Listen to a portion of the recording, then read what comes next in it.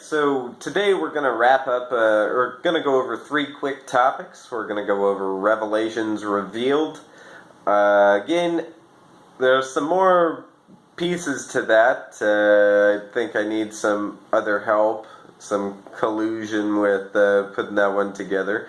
Nicolations, I found out, is the Nico is the winner, or the leader, and the lay is, well, the lay, the laymen.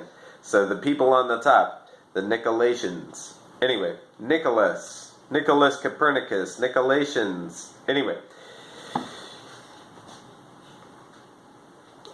when I said David Michael, I didn't necessarily literally me, David Michael.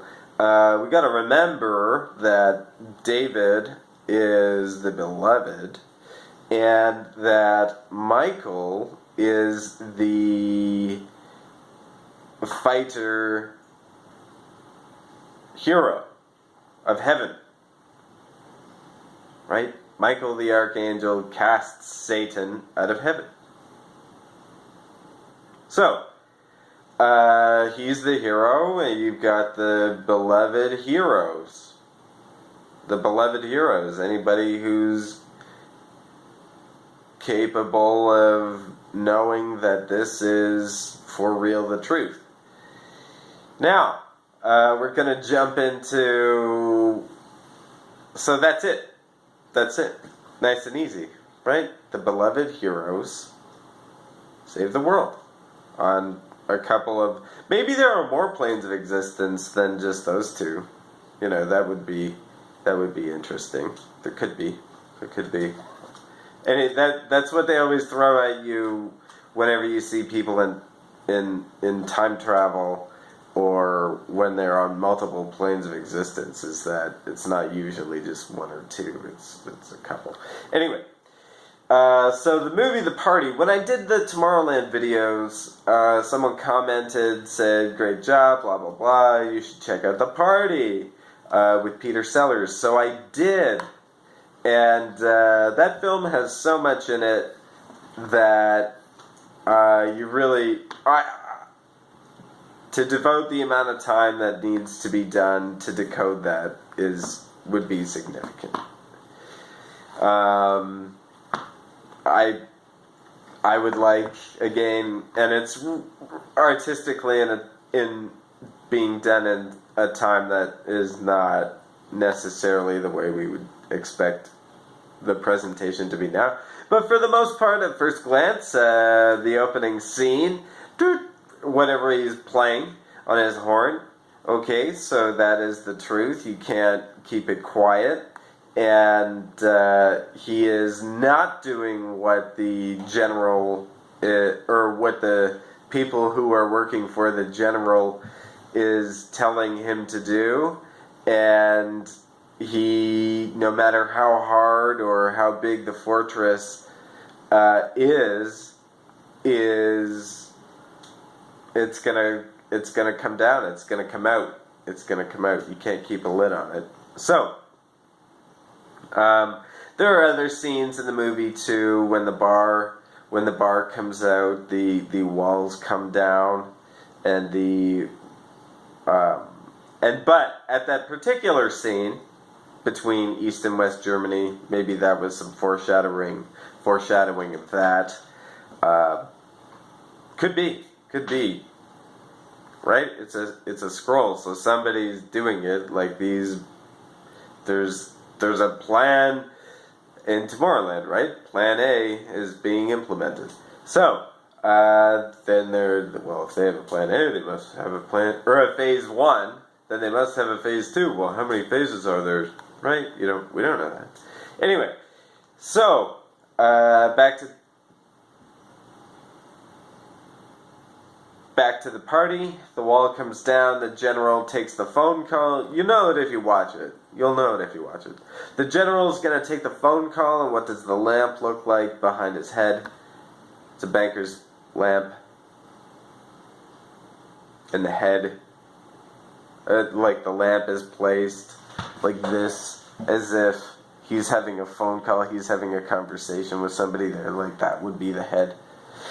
Anyway, so that's the point of that scene. So if you were to look it up, right, because when you are a director, you have complete control of what is where. Another cool one, if you check out Air Bud, or Soccer Bud, I noticed this, Keller wanted to watch it the other day, put it on, and in the opening scene, there's the Masonic G on a building. Anyway, wild. Like, really big. The title of the movie is here, and then the Masonic G is very, very prominent. And again, as the director, you're like, hey, it's got a Masonic G on it. And in the movie The Party, when the Peter Sellers' character goes up to kill the guy, he's got his wristwatch on, right? So the director knows exactly what's in the scene. They pick up on all those little details. And when they make the film, you only see what they wanted you to see. Okay? Okay. And the elephant, at the end when the kids come in, has murals painted on it. And one of them says, the earth is flat. And that one sits prominently on the elephant's head. And that's the last, or the last act of the movie. That's the first scene of the last act. Is when the kids come in with the elephant that says the earth is flat. So, anyway, I wanted to talk about this phone case too. It's really cool. Most of the time I'm the elephant in the room, at least if you've been keeping track of these videos. Anyway, it's a double entendre. It's a 6 out of 10 though. Could be improved. Money. I'm on the money. Anyway.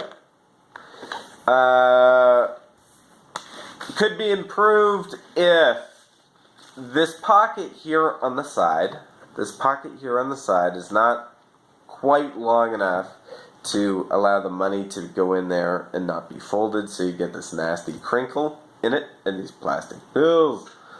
Anyway, the card slots, they're okay. They work well enough. But the buttons. So 6 out of 10. Strike 1, the money has to be folded, needs to be put in a better position. Strike 2, these buttons do not line precisely up with this phone. Strike 3, the close does not close 100% on a nice slick straight line here. It wants to be over slightly. And number 4, strike 4, why it's a 6 out of 10.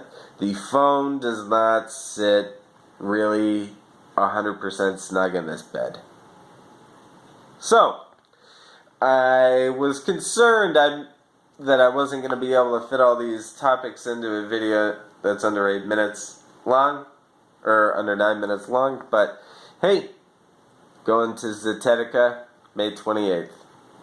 See you there.